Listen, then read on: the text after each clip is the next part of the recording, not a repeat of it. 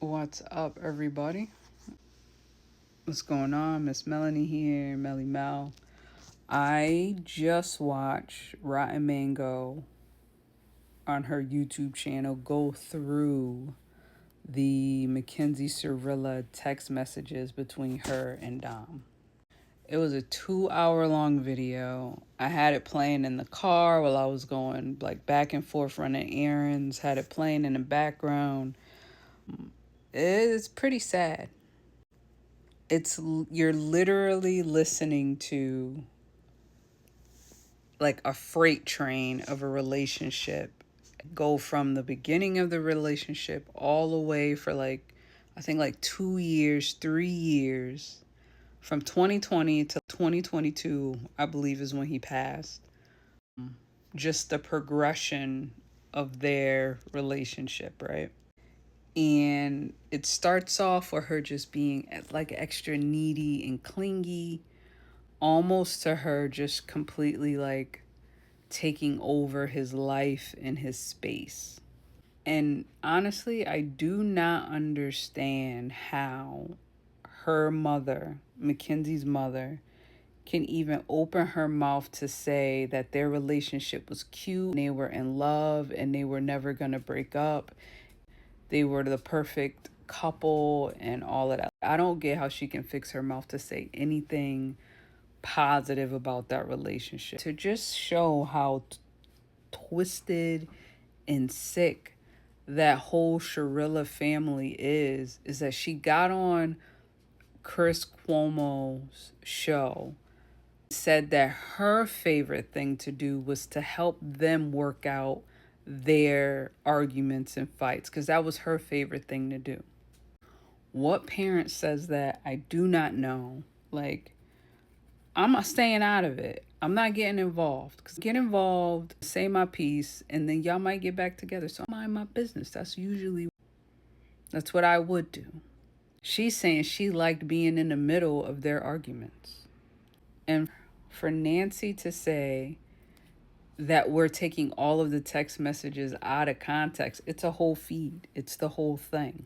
You really see how manipulative and kind of, I don't want to say evil, but how evil Mackenzie was to Dom.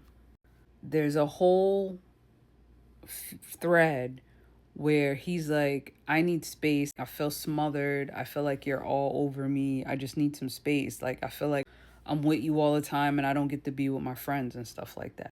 And then she's telling him, if you need space, just say you need space and I'll give you your space. Time you get mad, don't just be like, oh, Kenzie, I want to work alone. I haven't gotten anything done since Monday, and you were asking me every 2 minutes to go to my room. She's like, just do your work. He says, screw you. Stop getting mad over little shit for real. Like, it's not a big deal. Like, when I've been doing nothing. Whatever, go do your fucking work. Stop being mean to me. Maybe if we didn't have to hang out every day, I wouldn't get so mad at you. Maybe if I just got a little space, we wouldn't have to deal with these problems. Then ask for space. All you have to do, like, it's not my fucking fault. You can just ask me. Like, don't put everything on me. Fucking do your work. I'm so mad right now. Okay, I will say an objective note here. I do think that the way both of them communicate is probably not great, but they're also very young, and I'm not entirely sure at this point if either of them got. Did I do something? Sorry if I did, question mark, question mark. He's like, not even worth trying to talk about it, just don't worry about it. Well, I don't want to be mad, like I want to fix whatever I did. So did he get the 3 days or did they just move on the same day? They just move on the same day. He does not get the 3 days.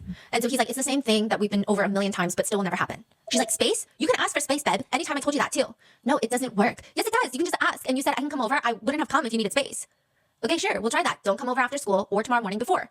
To which he kind of proves his point by asking him then, so like they're still in the same house together. So then she's like, okay, you want space? I'll give you space. I won't come over tomorrow morning before school and I won't come over after. But then she's like, hold on, can you hang out with me before I leave tonight since I'm not going to see you tomorrow then? Because you don't want me to come over. And she's also confused why she can't come over tomorrow morning. She says, why tomorrow morning too though? I work tomorrow. No, but for real, like my head is like overflowing, boiling pot of water because I shouldn't be begging to be alone or to even chill with my friends. Like he's very frustrated and she keeps telling him.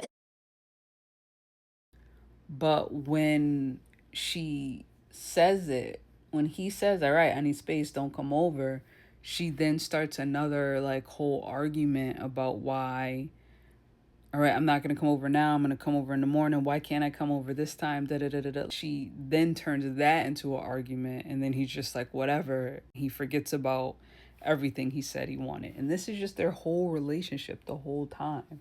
I'll put a little clip of it in so you can see it, but I got it from Rotten Mango. Like the way she broke all of the text messages down, like the way she read them, you wanted to slap her because you thought she was Mackenzie. She read them down good. But I just want to, you cannot be, if you're a youngster in a relationship, just because you're in a relationship, that doesn't mean that that becomes your whole life. Like, it's not, you and that person don't really become one person. They have their hobbies and their things, and then you have your hobbies and your things. Towards the end of the relationship, he's just like, I can't make you happy, you can't make me happy. Like, your everything should not be wrapped up in your partner. Even she just got so aggressive and just overbearing for him. Like, it's so sad really to listen to read and go through all of the text messages. It's just so much. Like, moms, we have to listen, right? We have to pay attention and listen.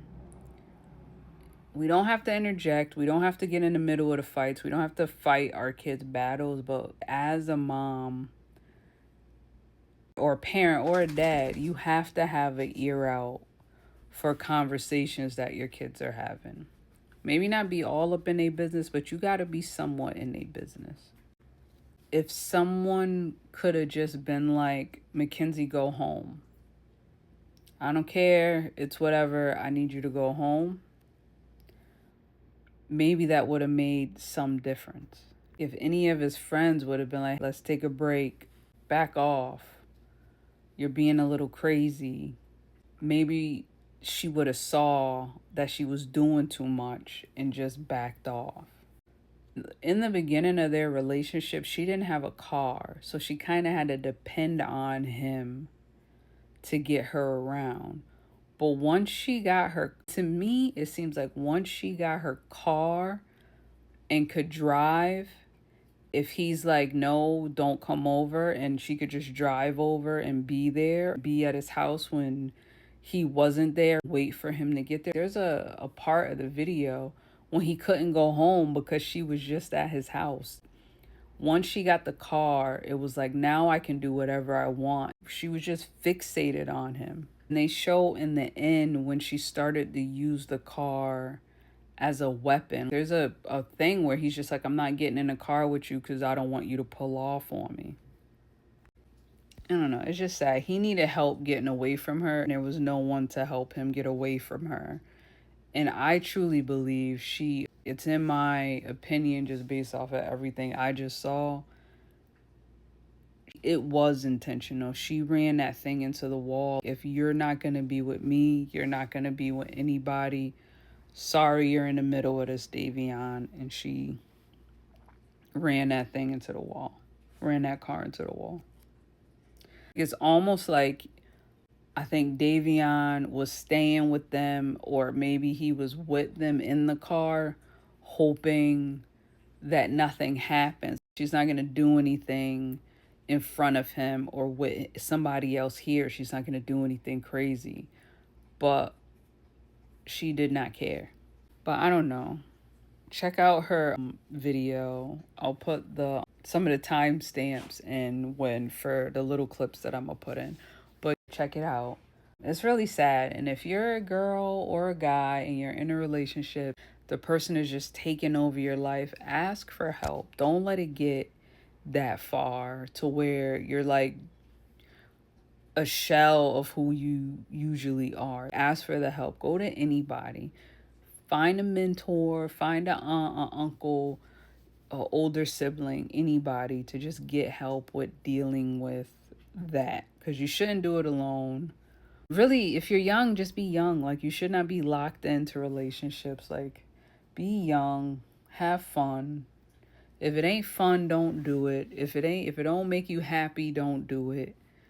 But just, I don't know. It made me so sad after I watched the whole thing. It really made me sad.